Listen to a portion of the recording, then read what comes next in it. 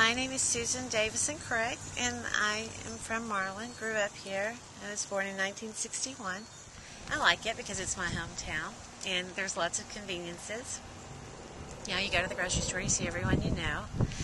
You can expect, if you need to run in and stay for 5 or 10 minutes, it's going to take 30 or 45 because you have to have long conversations with people you haven't seen in a while. There's a lot of conveniences. I mean, if you have dry cleaning to be done, you pick up the phone and call the cleaners, and they come pick it up, and they take it to the cleaners and dry clean it and bring it back when it's done. And I mean, there's a lot of little perks to being in your hometown. You know, you can, if you have car trouble, you can call just about anyone, and they send someone out to fix your tire, or they send, and it's not some astronomical rate, they send someone out to fix your car.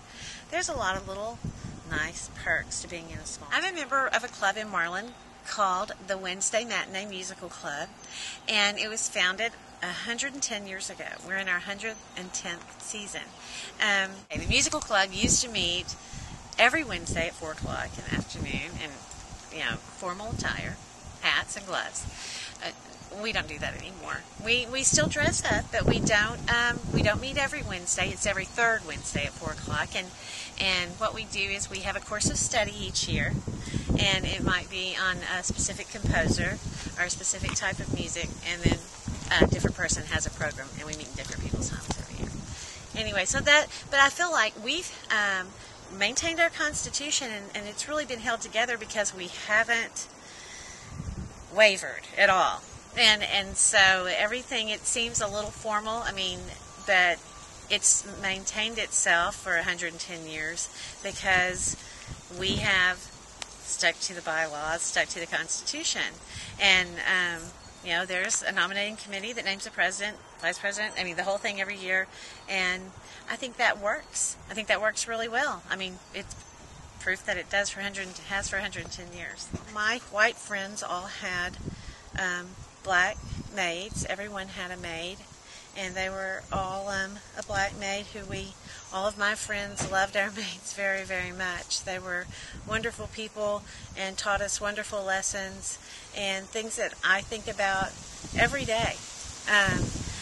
What my maid, Miss Ollie T. Wilson, taught me all my life, and she was a great positive influence in my life. Our maid, Ollie T. Wilson, lived in South Marlin, way South Marlin, and she was a wonderful Christian lady, very, very, very religious. She sang hymns while she worked.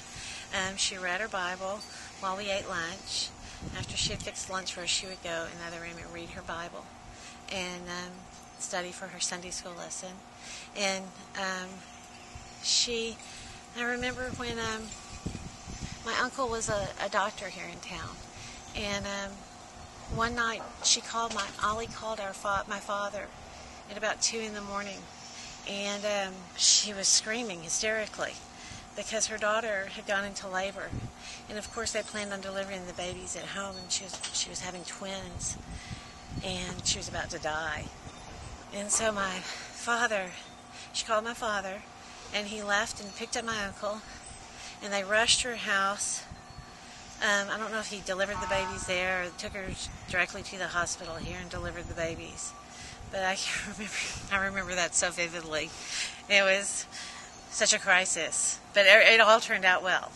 Yeah, she worked for us until the early 80s, but she was diagnosed with cancer, and she died in, I think, 84, 85 of cancer.